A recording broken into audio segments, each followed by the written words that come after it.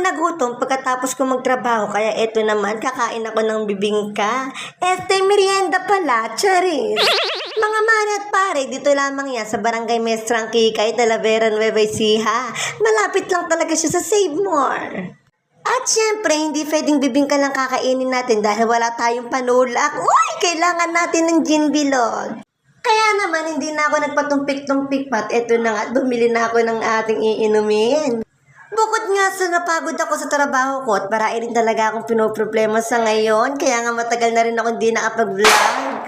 Pero okay lang yon mga mare at pare, basta masaya pa rin ako sa araw-araw dahil andyan naman si Papa God. Pero bago nga ako magmerienda dyan, dumaan muna ako sa simbahan para magdasal, para ipaubayan lahat kay God ng aking problema dahil stress na talaga ako. Pero kahit ganun ba man, kailangan din lumaban araw-araw dahil pinalaki tayo ng sex bomb na kailangan lumaban. Pero ganun talaga ang buhay mga mare at pare, habang tumatanda tayo, alam na natin realidad ng buhay.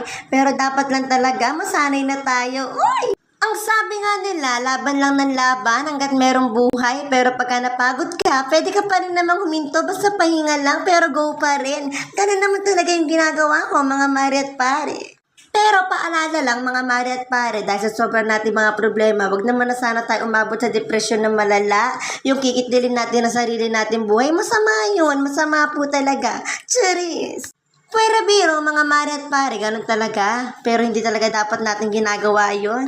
Mabalik ako mga mare at pare sa kinakain kong bibingka. Napakasarap talaga, napaka-special. 45 pesos nga pala yung special dito, pero yung regular is 35 pesos lang. Diba sulit na sulit sa bulsa? Malapit siya sa may Save More Talavera. And then tapat lang po siya ng Emong Malunggay Pandesal. Matagal na nga silang nakapwesto dito, pero tuwing bare months lang talaga sila nagtitinda. Dahil para maramdaman natin ang totoong diwa ng Pasko. Uy, tagal pa, Chevis! Pero biro mga mare at pare, malapit na talaga yung Pasko dahil totoo naman diwa ng Pasko ay ang pagmamahalan at pagbibigayan. Ay! Mabalik ko nga mga mare at pare, napakasarap talaga ng bibingka na to, talaga na-satisfied ako. Nakita ko nga yung kumari natin dyan, patatagayin natin dahil sabi niya hindi daw siya talaga nainom ng ala.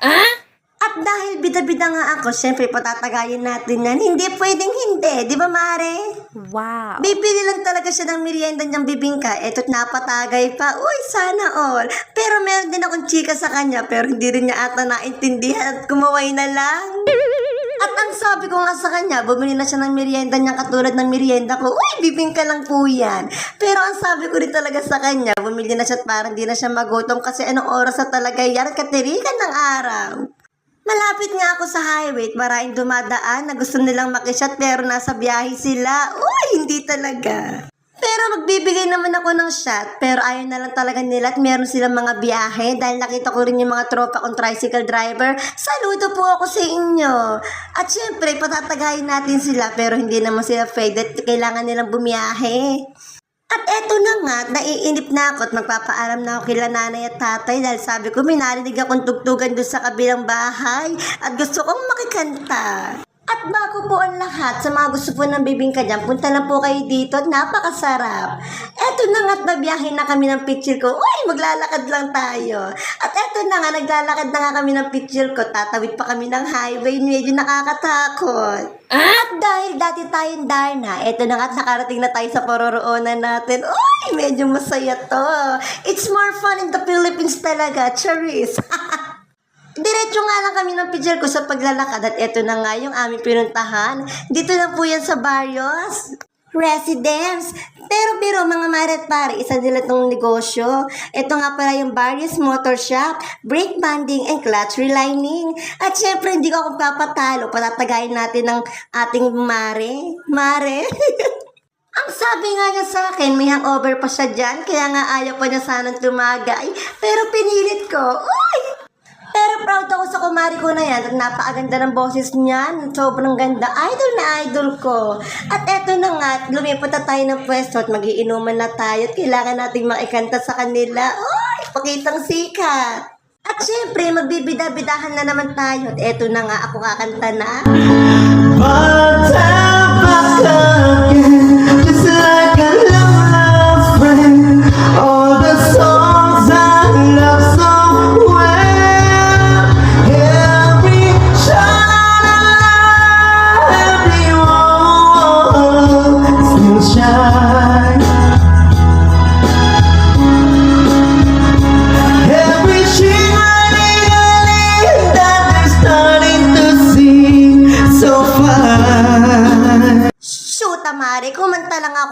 kinain na ng aso yung pulutan ko o yung bibingka ko. Pero hayaan na natin at hinayaan ko na rin talaga at wala naman na akong magagawa. Kaya nga napatagay na lang ako. Ako lang din talagang uminom ng iniinom ko dyan. Pero syempre, bago matapos ang lahat, pasasalamatan ko yung family Barrio sa pagkapa-invite sa akin. Hindi ka inimbita, pumunta ka lang. Pero salamat talaga at mga beshi ko talaga yung mga yan. Mababait sila sa akin. Ganun din naman ako. Eto nga yung beshi kong fresh na fresh. Binigyan pa ako ng yelo bago umuwi. Eto na po at maraming salamat. Bye! Thank you!